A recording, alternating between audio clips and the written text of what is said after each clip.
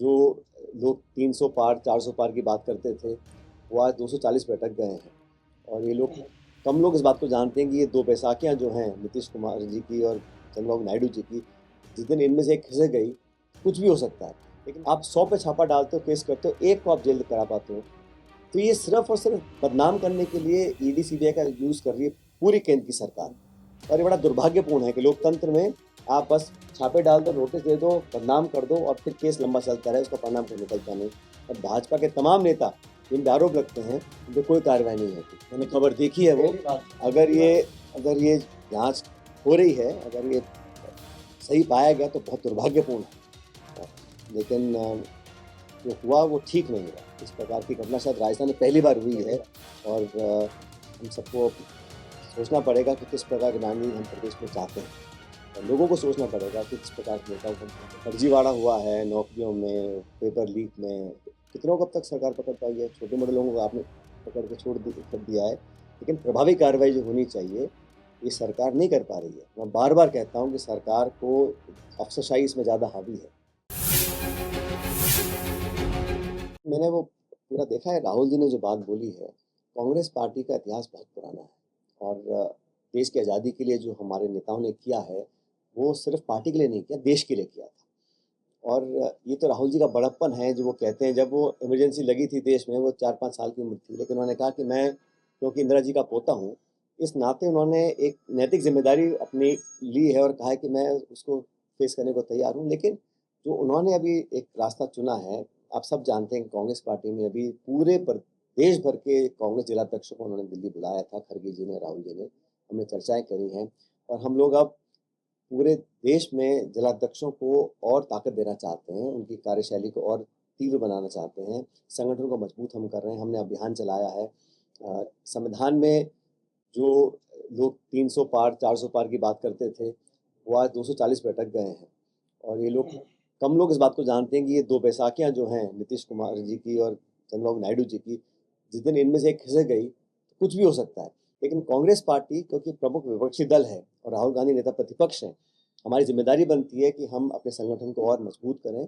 उस दिशा में लगातार काम चल रहा है। मैं छत्तीसगढ़ का प्रभारी हूँ, राजस्थान में हम लगातार मीटिंग कर रहे हैं। खड़गे जी जयपुर आए थे। तो संगठन को मजबूत करना और देश को बताना कि जिस संविधान को बनाने में हमारे देश के नेताओं का योगदान रहा, अम्बेडकर साहब ने संविधान बनाया, सबको बराबरी का हक दिया था। आज जो नफरत का, खौफ का माहौल बना हुआ है, पत्रकारिता की जो स्वतंत्रता होती है उसमें भारत का रैंक 151 है दुनिया में, फ्रीडम ऑफ जर्नलिज्म में। तो कहीं ना कहीं ऐसा माहौल बना हुआ है कि चाहे वो निर्वाचन आयोग की जो मुखिया होते हैं उसके जो चयन का नियम है उसको बदल दिया।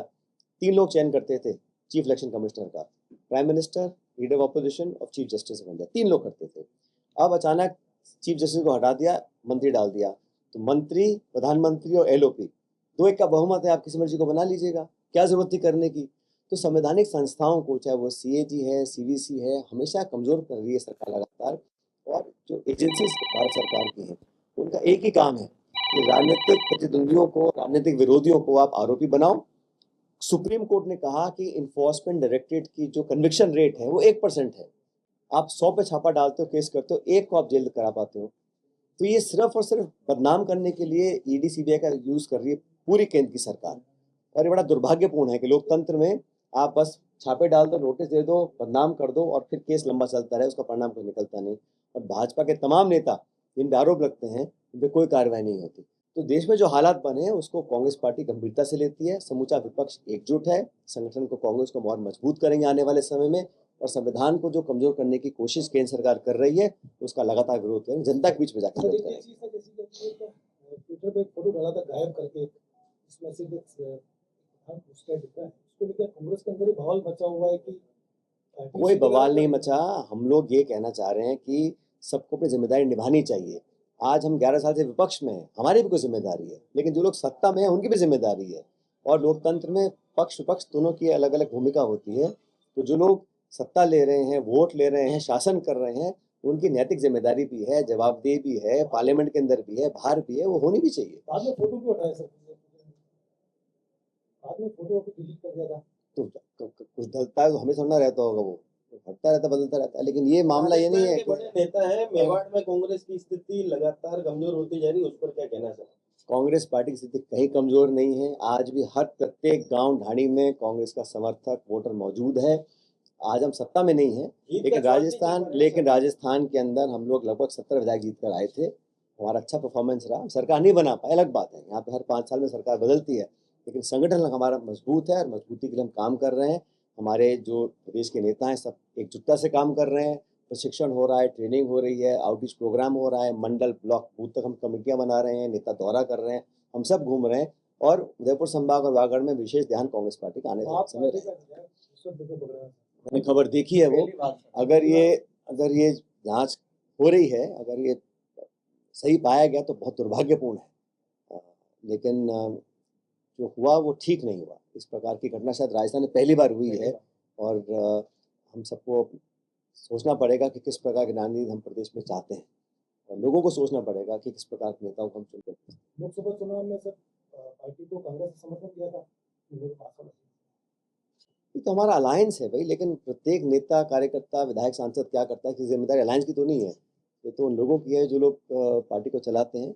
अब जांच होगी, जो निकल कर आएगा सामने आएगा, लेकिन अब तक जो मैंने देखा है, जो मैंने मीडिया के माध्यम से मुझे पता पड़ा है, जो घटनाक्रम हुआ बड़ा दुर्भाग्यपूर्ण। कांग्रेस के नेता का भी नाम आ रहा सर, कांग्रेस के नेता का भी नाम आ रहा। कनेक्शन मैंने ऐसी कोई खबर नहीं देखी है। तो इस Thank कार्रवाई you. के बाद ये लगेगा क्या कि वास्तव राजस्थान सरकार जो है भ्रष्टाचार पे जीरो टॉलरेंस की नीति करी एमएलए तक को पकड़ लिया? नहीं तो भाजपा सरकार 1.5 साल से यहाँ राजस्थान में राज कर रही है। जो फर्जीवाड़ा हुआ है नौकरियों में, पेपर लीक में, कितनों को अब तक सरकार पकड़ पाई है? छोटे मोटे लोगों को आपने पकड़ के छोड़ दिया है, लेकिन प्रभावी कार्रवाई जो होनी चाहिए ये सरकार नहीं कर पा रही है। मैं बार बार कहता हूँ कि सरकार को अफसरशाही इसमें ज़्यादा हावी है और जो उन्होंने वादे किए थे करप्शन के, आरपीएससी के, भर्तियों को दोबारा करने के, में से एक में नहीं कर पा रहे, तो कोई ना कोई दबाव सरकार पर भी होगा, इसलिए कार्रवाई नहीं कर पा रहे हैं। ये तो कौन रोक रहा था? क्षेत्रीय दलों को खत्म करने का प्रयास कर रही है। अब बीजेपी जो करती है आप सब जानते हो।